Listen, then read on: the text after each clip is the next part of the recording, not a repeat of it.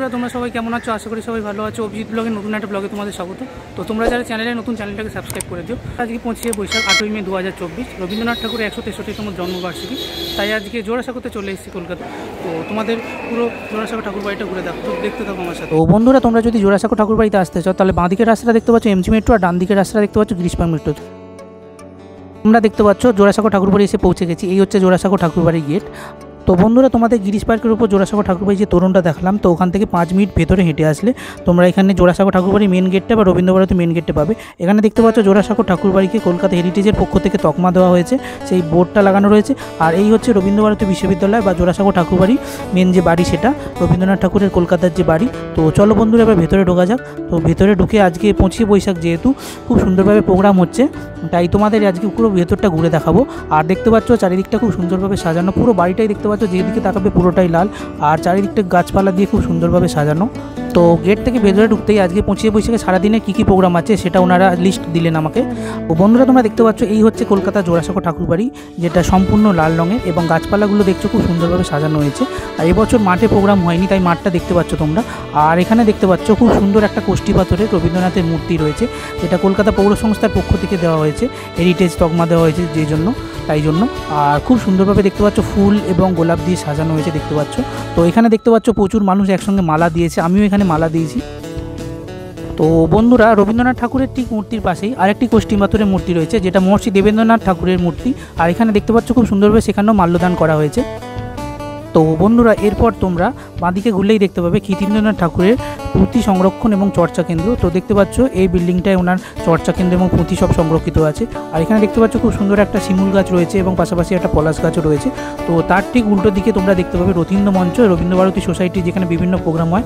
আর এই হচ্ছে রথীন্দ্র মঞ্চ, যেটার বাইরের দিকেও গেট আছে, ভেতরের দিকেও গেট আছে। এখানে রবীন্দ্রভারতী সোসাইটির সমস্ত রকম প্রোগ্রাম এখানে অনুষ্ঠিত হয়। আর রবীন্দ্রভারতী সোসাইটির পক্ষ থেকে খুব সুন্দরভাবে সংরক্ষণ করা আছে রবীন্দ্রনাথের গাড়ি। তো রবীন্দ্রনাথ ঠাকুর এই গাড়িটি চড়তেন এবং নিজেও চালাতেন। তো দেখতে পাচ্ছ গাড়িটা খুব সুন্দরভাবে সংরক্ষণ করা আছে। শান্তিনিকেতনেও যেমন একটি গাড়ি সংরক্ষণ করা আছে, তেমনই এই জোড়াসাঁকো ঠাকুর বাড়ির কলকাতাও খুব সুন্দরভাবে গাড়িটা সংরক্ষণ করা আছে, যেটা WGF 91। তো বন্ধুরা এরপর তোমরা দেখতে পাবে রবীন্দ্রভারতী প্রদর্শনশালা বা রবীন্দ্রভারতী মিউজিয়াম। তো এখানে দেখতেই পাচ্ছ বন্ধুরা অ্যারো দিয়ে চিহ্নিত করা হয়েছে, যে সিঁড়ি দিয়ে উঠে গেলে সামনেই তোমরা মিউজিয়াম বা প্রদর্শনশালা পাবে। তো বন্ধুরা এই যে রেড বিল্ডিংটা দেখতে পাচ্ছ, এই বিল্ডিংয়ের ওপরেই রবীন্দ্রভারতী যে মিউজিয়াম বা সংগ্রহশালা সেটি অবস্থিত। তো এই সিঁড়ি দিয়ে ওপরে উঠে যেতে হয়। তো চলো সিঁড়ি দিয়ে ওপরে ওঠা যাক। তো বন্ধুরা তোমরা সিঁড়িতে ওঠার সময় রবীন্দ্রনাথের খুব সুন্দর একটা ছবি দেখতে পাবে এবং রাশিয়ান চিঠি দেখতে পাবে, যেটা খুব সুন্দর ল্যামিনেশন করা আছে। তো এরপরেই বন্ধুরা সিঁড়ি দিয়ে উঠেই তোমরা যে প্রথম ছবিটা দেখতে পাবে, সেটা হচ্ছে রবীন্দ্রনাথ ঠাকুর বাল্মীকির ভূমিকা যখন অভিনয় করেছিলেন, তো সেই ছবিটি। তো মিউজিয়ামে ঢুকতে প্রথমেই যেটা দেখতে পেলাম খুব সুন্দর ফুল দিয়ে সাজানো, এবং তিনি যখন রাশিয়া গিয়েছিলেন তো রাশিয়ার বিভিন্ন বিশিষ্ট জনদের সাথে রবীন্দ্রনাথ ঠাকুরের ছবি। তো এরপর দেখতে পাচ্ছ রবীন্দ্রনাথ ঠাকুরের ব্যবহার করা খুব সুন্দর একটা কোট দেখতে পাচ্ছ এখানে, যেটা খুব সুন্দরভাবে সংরক্ষণ করা রয়েছে এখানে। তো বন্ধুরা মিউজিয়ামের পরের ঘরটিতে দেখতে পেলাম রবীন্দ্রনাথ ঠাকুরের ব্যবহৃত আলনা, যেখানে তিনি জামা কাপড় রাখতেন। এবং তারপরে দেখতে পাচ্ছ রবীন্দ্রনাথ ঠাকুরের ব্যবহৃত যেটা আয়না, সেটা খুব সুন্দরভাবে এখানে সংরক্ষণ করা রয়েছে। তো তোমাদের এখানে দেখালাম। তো সেখানেও দেখতে পাচ্ছ মাল্যদান করা হয়েছে। তো বন্ধুরা দেখতে পাচ্ছ এটা হচ্ছে রবীন্দ্রনাথ ঠাকুরের শয়নকক্ষ, এবং তিনি যে বিছানায় শুতেন এবং যে চাদরে শুতেন, যে বালিশে শুতেন, প্রত্যেকটাই দেখতে পাচ্ছ এখানে খুব সুন্দরভাবে সংরক্ষণ করা রয়েছে। আর এখানে দেখতে পাচ্ছ খুব সুন্দরভাবে মাল্যদান করা হয়েছে। আর এই হচ্ছে পদ্মাবট, যেটা বাংলাদেশ সরকার রবীন্দ্রনাথের জন্মবার্ষিকীতে উপহার দিয়েছিলেন, তো সেটাও এখানে রয়েছে। আর এটা হচ্ছে রবীন্দ্রনাথ ঠাকুরের মৃত্যুর যে কক্ষ সেইটা, তো এখানে তিনি শেষ নিঃশ্বাস ত্যাগ করেছিলেন, দেখতেই পাচ্ছ ওখানে লেখা রয়েছে। ও মৃত্যুর আগে রবীন্দ্রনাথ ঠাকুরের যে সার্জারিগুলো হয়েছিল, তো সেটা এখানে দেখতে পাচ্ছ মডেল হিসেবে দেখানো হয়েছে। আর এটি হচ্ছে রবীন্দ্রনাথ ঠাকুর যেখানে জন্মগ্রহণ করেছিলেন, দেখতে পাচ্ছ প্রদীপও জ্বলছে। তো পরের কক্ষটিতে ঢুকতে গিয়ে দেখতে পেলাম এখানে লেখা রয়েছে রেখায়ও লেখা, নিচে লেখা রয়েছে ভার্সাস ইন লাইন। তো দেখতে পাচ্ছ কক্ষটাকে খুব সুন্দরভাবে সাজানো হয়েছে এবং প্রচুর ছবি রয়েছে এখানে দেখতে পাচ্ছ, আর প্রচুর মানুষ এখানে দেখছে। তো রবীন্দ্রনাথ ঠাকুর যে নোবেল প্রাইজ পেয়েছিলেন, তো নোবেল প্রাইজটাও এখানে দেখতে পাচ্ছ এখানে খুব সুন্দরভাবে সাজানো রয়েছে। তো যে গ্রন্থটির জন্য রবীন্দ্রনাথ ঠাকুর নোবেল প্রাইজ পেয়েছিল, সেটাও দেখতে পাচ্ছ খুব সুন্দরভাবে এখানে পরপর সাজানো রয়েছে। আর এখানে খুব সুন্দর বক্স করে রাখা রয়েছে। অবনীন্দ্রনাথ ঠাকুর রবীন্দ্রনাথের একটি চিত্র এঁকেছিলেন, সেটাও দেখতে পাচ্ছ এখানে রয়েছে। আর এখানে দেখতে পাচ্ছ অবনীন্দ্রনাথ ঠাকুরের এবং রবীন্দ্রনাথ ঠাকুরের আঁকা বিভিন্ন চিত্র চারিদিকে এখানে খুব সুন্দরভাবে ফ্রেম করা রয়েছে, আর অসাধারণ দেখতে লাগছে। আর এই দেখতে পাচ্ছ এই মূর্তিটি সম্পূর্ণ প্লাস্টার অফ প্যারিসের।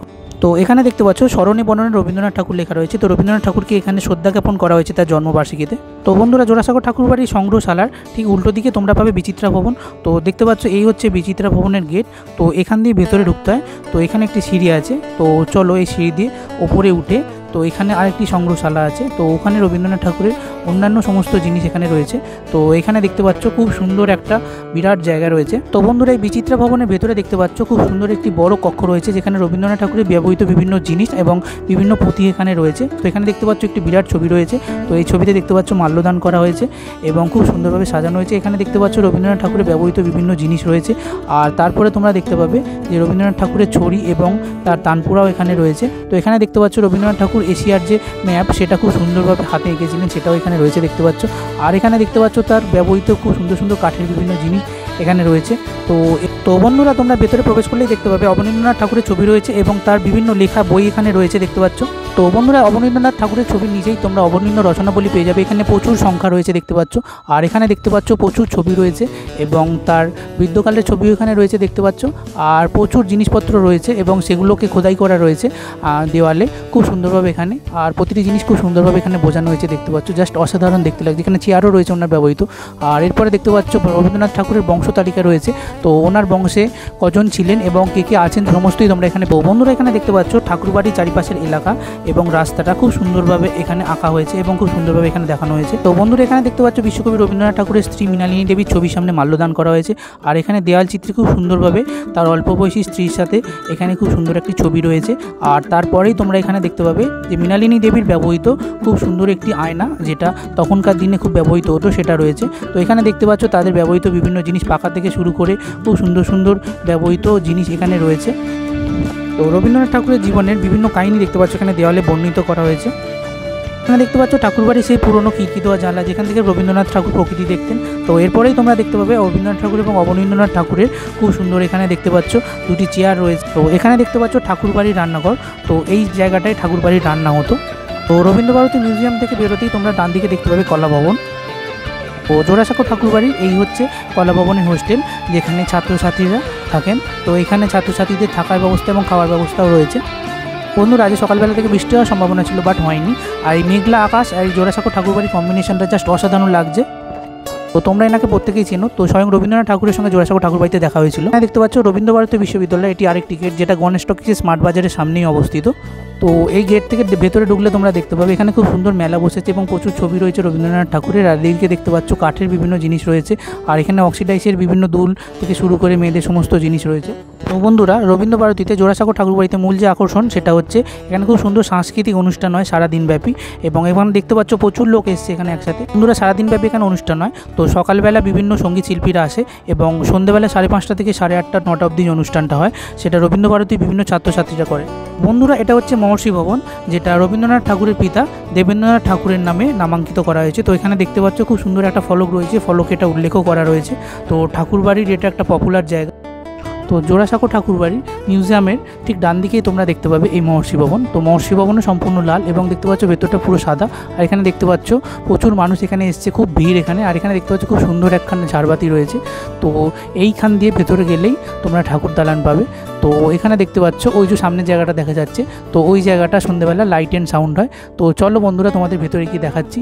আর এখানে দেখতে পাচ্ছ প্রচুর মানুষ এসেছিলো যেহেতু, তাই প্রচুর এখানে ভিড় ছিল। এটা হচ্ছে জোড়াসাঁকো ঠাকুরবাড়ির ঠাকুর দালান। তো এখানে দেখতে পাচ্ছ চারিদিকটা সাদা রয়েছে এবং খুব সুন্দরভাবে সাজানো। এখানে দেখতে পাচ্ছ সবুজ সবুজ খিড়কি রয়েছে চারিদিকে, জাস্ট অসাধারণ দেখতে লাগছে।